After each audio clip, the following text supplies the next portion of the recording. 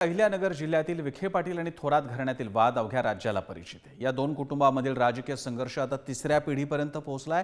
मात्र विधानसभेच्या निमित्तानं विखे थोरात यांच्यातील राजकीय वातावरण चांगलंच तापल्याचं दिसतंय। भाजपच्या एका जाहीर सभेत वसंत देशमुख यांनी माजी मंत्री आणि काँग्रेसचे आमदार बाळासाहेब थोरात यांची कन्या जयश्री थोरात यांच्याबद्दल आक्षेपार्ह विधान केल्यामुळे संगमनेरमध्ये मोठा वाद निर्माण झाला आहे।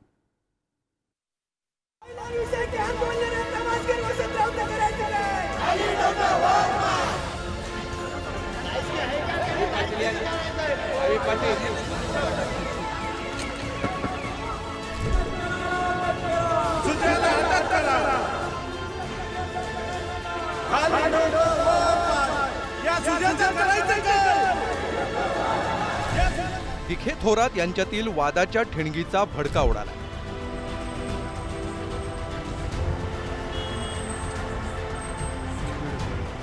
याला निमित्त ठरलंय भाजपचे ज्येष्ठ नेते वसंत देशमुखांनी बाळासाहेब थोरातांची कन्या जयश्री थोरातांसंदर्भात केलेलं गलिच्छ विधान। संगमनेरमध्ये धांदरफळ गावात भाजपनं युवा संकल्प मेळाव्यात सुजय विखेंसमोरच वसंत देशमुखांनी खालची पातळी गाठली। त्यामुळे संतापलेल्या थोरात समर्थकांनी वाहनांची तोडफोड आणि जाळपोळ केली।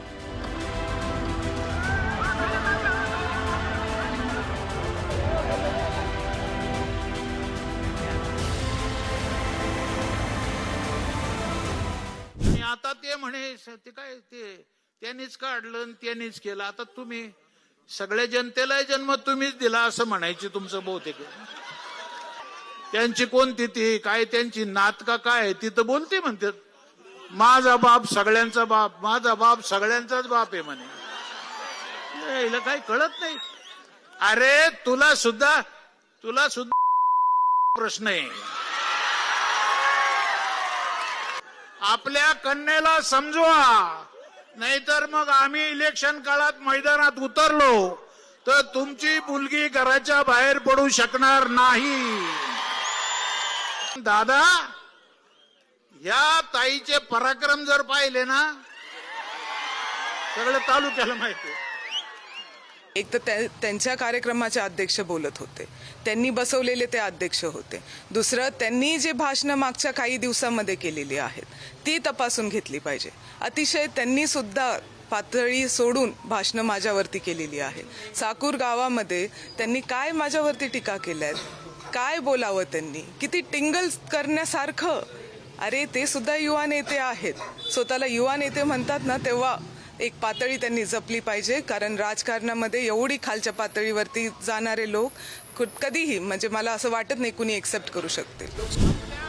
वसंत देशमुखांनी केलेल्या वक्तव्यामुळे काँग्रेस कार्यकर्त्यांसह थोरात आणि तांबे कुटुंबानं आक्रमक भूमिका घेतली। जयश्री थोरात, माजी आमदार सुधीर तांबे यांच्यासह त्यांच्या पत्नी दुर्गाताई तांबेंनी पोलीस स्टेशन समोर ठाण मांडलं। शुक्रवारी रात्री 10 वाजल्यापासून शनिवारी दुपारपर्यंत शेकडो कार्यकर्त्यांनी ठिय्या धरला।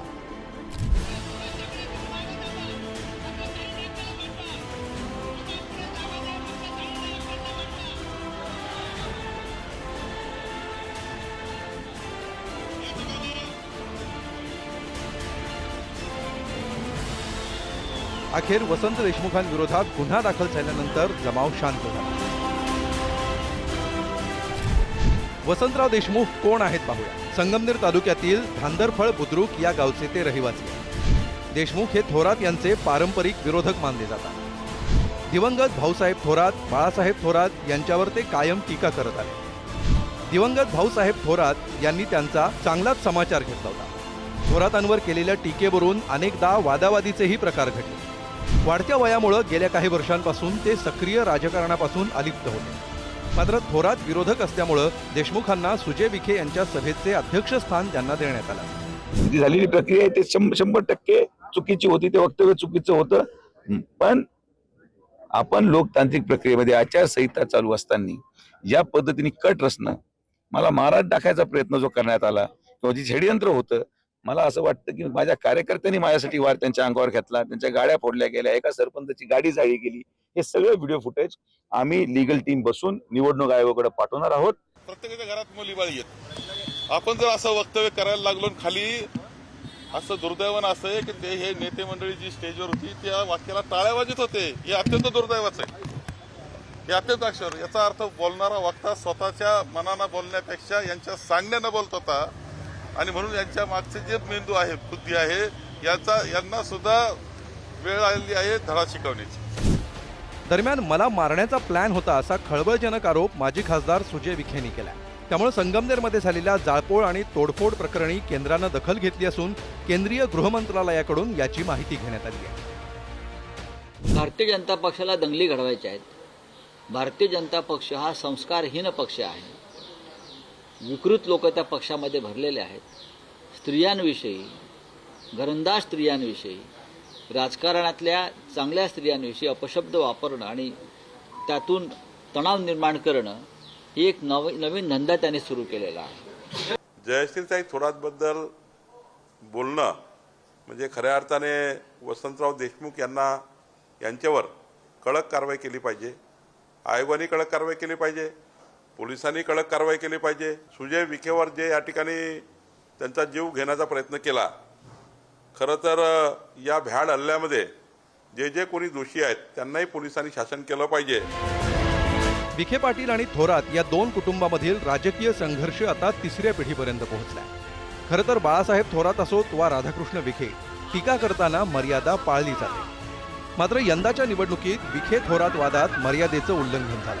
नगरच्या राजकीय इतिहासात या वादाला प्रथमच हिंसेची किनार मिळाली. उमर सय्यदसह प्रशांत शर्मा, पुढारी न्यूज, संगमनेर. आणि याबद्दल बोलण्यासाठी आपल्यासोबत आहेत ज्येष्ठ राजकीय आणि सामाजिक कार्यकर्त्या अंजली दमानी. अंजलीजी, आपलं स्वागत आहे पुढारी न्यूजवर. हा अशा स्त्रियांवरती होणारा शाब्दिक वार, याच्यातून तुम्ही सुद्धा गेलेले आहात. हा जो प्रकार घडलाय नगरमध्ये, त्याबाबतीत काय पहिली प्रतिक्रिया तुमची?